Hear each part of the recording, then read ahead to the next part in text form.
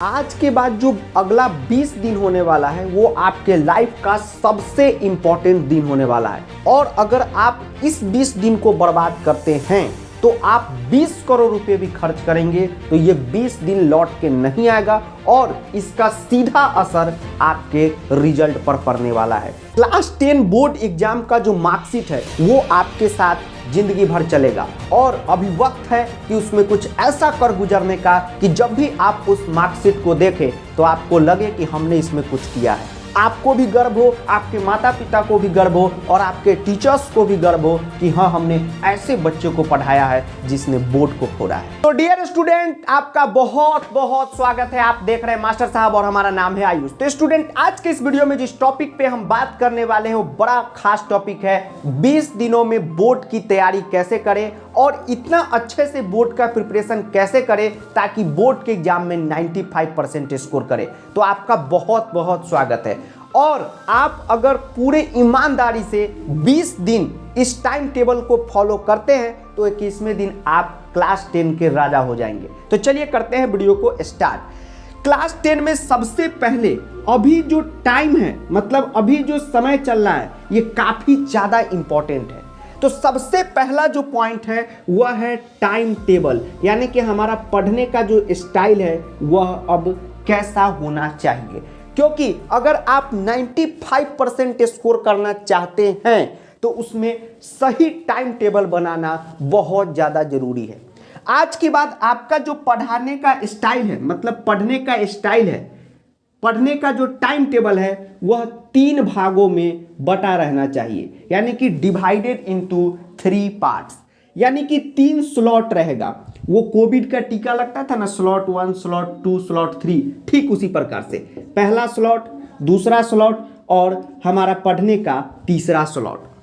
पहला स्लॉट जो रहेगा वह 4 घंटे का रहेगा, दूसरा स्लॉट हमारा 3 घंटे का रहेगा और तीसरा स्लॉट 1 से 2 घंटे का रहेगा। ठीक है, 1 घंटा मिनिमम, 2 घंटा मैक्सिमम। ये 3 स्लॉट में आपको अब लगातार पढ़ाई करना है।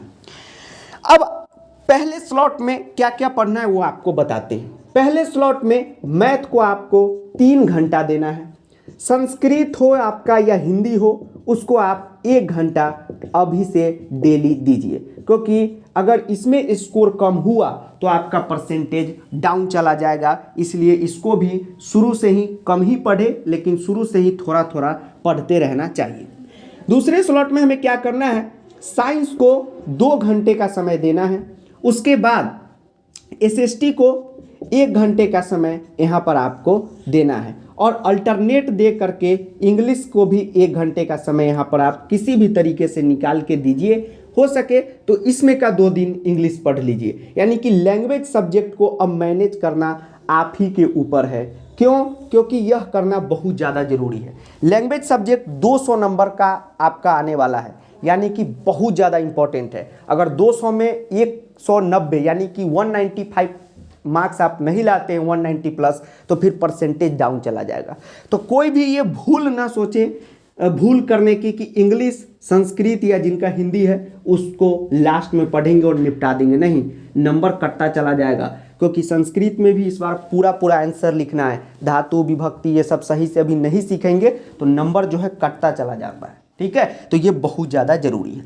और ये जो 1 से 2 घंटे का टाइम है, यह हमारा रिवीजन का, सैंपल पेपर करने का हमारा क्या होना चाहिए, टाइम होना चाहिए। यानी कि 1 से 2 घंटे जो है डेली हम बैठ के रिवीजन करेंगे और सैंपल पेपर को करेंगे। अगर ये काम नहीं करते तो फिर इधर जितना भी पढ़ेंगे उसका कोई फायदा नहीं होगा, क्योंकि आप पढ़ते चले जाएंगे और भूलते चले जाएंगे। इसलिए रिवीजन और सैंपल पेपर करना बहुत ही ज़्यादा जरूरी है।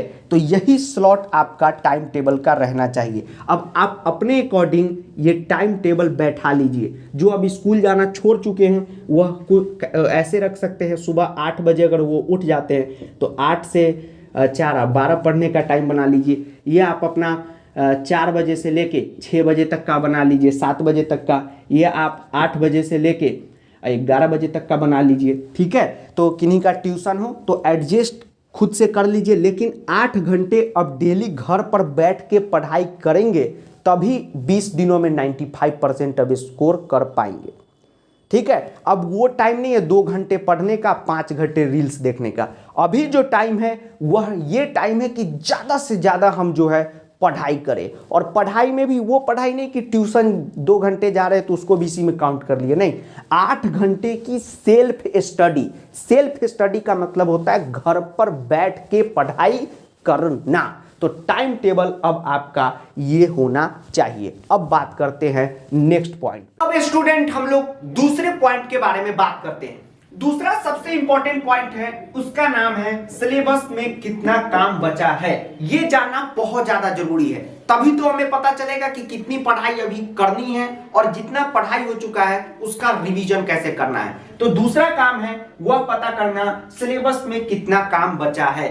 आइए बताते हैं आपको कि सिलेबस में कितना काम बचा है, इसको आप कैसे पता करेंगे। चलिए स्टूडेंट, अब आइए बात करते हैं दूसरा काम आपको क्या करना है। तो अभी जो आपको हमने बताया कि सिलेबस पता करना कि कितना मेरा बचा हुआ है, वो जाना बहुत ज़्यादा ज़रूरी होता है। तो सीबीएसई का आप पीडीएफ ले लेंगे। अगर आपके पास ये पीडीएफ नहीं होगा तो बिल्कुल भी टेंशन ना ले, सारे सब्जेक्ट का एक जगह सिलेबस करके पीडीएफ बना के वीडियो डिस्क्रिप्शन में दे दिए, वहाँ से आप ले सकते हैं। जैसे यहाँ पर हमने मैथ का सिलेबस को ओपन किया, तो अब रियल नंबर है तो रियल नंबर लिख लेना है। अब रियल नंबर में आपका क्या क्या बचा हुआ है ये टॉपिक आप देख लो। जैसे अगर मान लो कि √2 को प्रूव करना हमें नहीं आता है तो ये सब लिख लेंगे यहाँ पे। तो ये मैथ में, फिर इसी तरह साइंस में, फिर इसी तरह एसएसटी में, संस्कृत में, हिंदी में, जो भी आपके सब्जेक्ट हैं उसमें पूरा आपको लिख के एक डाटा तैयार कर लेना है सिलेबस के पीडीएफ से कि कितना काम मेरा हुआ है और कितना काम बाकी है। ये बहुत ज़्यादा ज़रूरी है। अगर ये डाटा नहीं रहेगा आपके पास तो फिर आगे पता ही नहीं चलेगा कि क्या करना है। तो इसको आप लोग अच्छे ढंग से तैयार कर लो, टेंशन नहीं लेना। सारे सब्जेक्ट का पीडीएफ एक जगह करके एक ही पीडीएफ में डिस्क्रिप्शन में मैं दे दूंगा, तो वहाँ से आप ले लेना। अब आइए स्टूडेंट बात करते हैं अपने तीसरे पॉइंट पे। तो अभी तक आपने क्या किया, आप अपना सिलेबस को एक जगह लिख चुके हैं कि भाई कितना काम हमारा बाकी है। अब 20 दिनों में मात्र और मात्र उतना ही काम आपको करना है। अगर आप उतना काम कर लेते हैं तो 95% तो यूं आपका आ जाएगा, और नहीं करेंगे 20 दिनों में तो फिर बाद में बहुत ज़्यादा पछताना पड़ेगा, तो लग जाइएगा। अब तीसरा काम आपको स्टूडेंट क्या काम करना है वो आपको बताता हूँ। सबसे पहले आप क्या काम कीजिए, 5 पेज ले लीजिए। पेज का मतलब हुआ कि आप अपने नोटबुक से 5 पेज ले लीजिए, इस टाइप का, ठीक है। 5 पेज आप ले लीजिए, 5 पेज आप नोटबुक से ले लीजिए, ठीक है। सभी सब्जेक्ट का उस पर नाम लिख दीजिए, मैथ, संस्कृत, हिंदी जिनका हो वो हिंदी लिख दीजिए, एसएसटी, इंग्लिश, ये आपने लिख दिया, और साइंस। ये 5 सब्जेक्ट है आपका। उसके बाद जितना सिलेबस आपने लिखा है कि कितना काम आपका बचा हुआ है, वह स्टूडेंट बाय स्टूडेंट डिपेंड कर सकता है। हो सकता है किसी का ज़्यादा काम बचा हो, किसी का कम काम बचा हो, किसी का काम ही नहीं बचा हो, तो वह सभी स्टूडेंट का अलग अलग हो सकता है। अब जितना भी काम है उसको डे में 20 दिनों में क्या करना है, डिवाइड करना है। कि 20 दिनों में उसको क्या, उस काम को क्या करना है, डिवाइड करना है। मान लीजिए कि आपका मैथ में 4 चैप्टर अभी बाकी है, तो 20 दिन में कैसे डिवाइड करेंगे, तो 5 दिन में 1 चैप्टर हुआ। तो उसी तरीके से 20 दिनों में आप क्या काम करो, उसको डिवाइड करो कि एक दिन में कितना काम हमको करना पड़ता है। तो जैसे मान लीजिए कि डे वन में हमें मान लीजिए कि काम आया कि रियल नंबर हमको करना है और ट्रिग्नोमेट्री करना है। तो इस टाइप से आप 20 दिनों का क्या करो, तो ये डिवाइड कर लो कि कितना काम एक दिन में आपको करना है मैथ में, कितना संस्कृत में करना है, कितना एसएसटी में करना है, कितना इंग्लिश में करना है और कितना साइंस में करना है। ये बहुत ज़्यादा ज़रूरी है, इसीलिए मैं इस पर बार बार फोकस कर रहा हूँ ताकि आप जो हो ध्यान से इसको सुने कि एक दिन में कितना काम करना है। संस्कृत में जितना काम बचा हुआ है उसको 20 दिनों में डिवाइड कीजिए, देखिए कि एक दिन में कितना काम आता है। एसएसटी में जितना काम बचा हुआ है उसको 20 दिनों में डिवाइड कीजिए और देखिए एक दिनों में कितना काम आता है। ये आपको क्या काम करना है, तीसरा काम इसको कर लीजिएगा, क्योंकि जब तक आपको पता ही नहीं चलेगा कि कितना काम करना है और एक दिन में कितना काम हमारे सर पे आ रहा है, तब तक आप अपने टारगेट को, गोल को अचीव ही नहीं कर पाएंगे।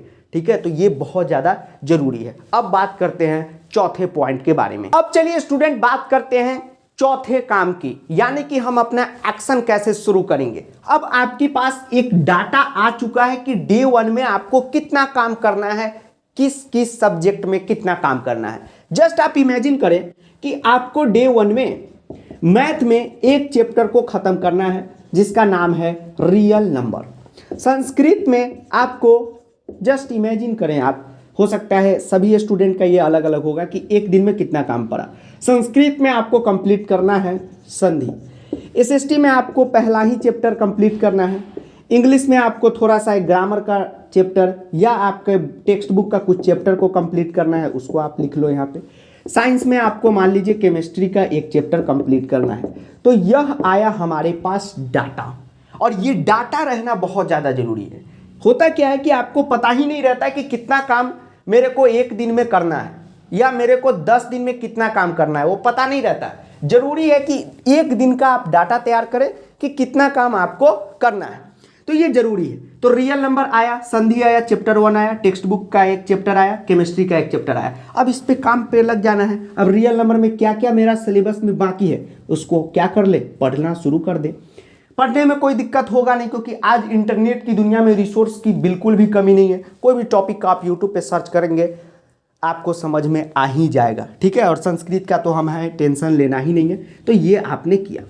उसके बाद इतना काम जब आपका हो जाए, जैसे रियल नंबर को आपने पढ़ लिया, उसके बाद क्या काम करना है वो आपको हम बताते हैं। एक बात दिमाग में हमेशा बैठा के रखेंगे आप कि पढ़ने का कोई भी लिमिट नहीं है। Sky is the limit. Real number है, उसमें 1 लाख क्वेश्चन बन सकता है। तो कितना आपको करना है, कौन से बुक से करना है, इसका चिंता आप ना करें। रियल नंबर को आपने पढ़ा, उसके बाद सीबीएसई का ऑफिशियल सैंपल पेपर जो उसी सिलेबस वाले पीडीएफ में दे दिए, उसमें आप जाएं, रियल नंबर का क्वेश्चन लगाएं ऑफिशियल सैंपल पेपर का, और आपसे वह बन रहा है तो समझ लीजिए कि रियल नंबर आपका बहुत अच्छे ढंग से तैयार है। जैसे ही आप संधि कंप्लीट किए, संधि का क्वेश्चन अभी टेलीग्राम पे दिए, वो आपसे बन रहा है, तो समझ लेना कि संधि आपका तैयार है। बोर्ड में एक भी क्वेश्चन आपसे नहीं छूटेगा, सारे के सारे क्वेश्चन आप बना देंगे, इस बात का ध्यान रखना। उसके बाद एसएसटी में भी वही है कि एसएसटी में अगर आपने चैप्टर को पढ़ा, फिर सैंपल पेपर में गए, उस चैप्टर से क्वेश्चन बन रहा है, तो समझ लेना कि बोर्ड में भी आप बना के आओगे। तो यही होना चाहिए मेथड, और सुबह से स्टार्ट कर देना है और शाम तक कंप्लीट कर देना है। अब कोई दिक्कत नहीं होना चाहिए। अब 20 दिनों में क्या काम करना है ये आपको पता है। ठीक है, अब डाटा आ गया आपके पास। एक होता है ना वर्क टारगेट, कि इतना काम मेरे को 20 दिन में कंप्लीट करना है, तो डे 1 में इतना काम आया, तो डे 1 में इतना काम आपको कर देना है। ओके, तो इतना काम आपको डे 1 में करना है, डे 2 में का कितना काम है वो करना है। और जब आप सुबह से काम करते जाएंगे, शाम तक ऐसे क्रॉस लगाते जाएंगे, शाम में आपको बड़ा मजा आएगा कि वाह मैंने तो उखाड़ के फेंक दिया इसको। अब स्टूडेंट बात करते हैं कि हमें अभी के टाइम में कौन कौन सी ऐसी चीज हैं जिसको अवॉइड करना चाहिए, उसको बिल्कुल नहीं करना चाहिए। तो इसका बड़ा सिंपल सा जवाब है कि पढ़ने के अलावा जो भी चीज आप कर रहे हैं वो आपको नहीं करना चाहिए। ठीक है, पढ़ने के अलावा अभी बस काम आपका पढ़ना होना चाहिए।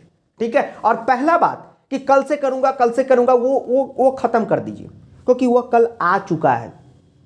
आप शुरू से बोल रहे थे ना कि कल से पढ़ूंगा, कल से कर लूंगा, कल आ चुका है, अब तो करो भाई, कल आ चुका है, ये बात का ध्यान रखना। उसके बाद जितने भी बच्चे रील्स देख रहे हैं, रील्स को मत देखो। रील्स एक जहर है, और फिर भी आप देख रहे हो तो आप जान के भी जहर खा रहे हो, तो इसका क्या इलाज है। तो अभी टाइम है कि ये जितना कुछ हम बताए हैं इस पे 20 दिन लग के काम कर देना है। तो आज के इस वीडियो को देखने के बाद 2 घंटे आप बैठ के ये डाटा तैयार करो खुद का। और इसमें ये नहीं होना चाहिए कि सर डाटा हमें दे दीजिए कि एक दिन में कितना काम करना है, नहीं, ये कितना काम बाकी है, कितना बचा हुआ है, ये आपको पता है, या आप डाटा तैयार करो और उस पर काम करो। उसके बाद 20 दिन बाद आप जो हो राजा कहलाओगे। ठीक है, और कोई टेंशन नहीं लेना है किसी भी बात की, बस पढ़ते रहना है, उमंग के साथ, जज्बे के साथ पढ़ते रहना है। और खुद भी पढ़ो, दोस्तों को भी आप पढ़ाओ, और बाबू सोना को भी पढ़ाओ, और इस वीडियो को दोस्तों के साथ, बाबू सोना के साथ, सबके साथ शेयर करना। और चैनल पे नए आए हो तो सब्सक्राइब का बटन दबा के बेल नोटिफिकेशन दबा देना। Thank you.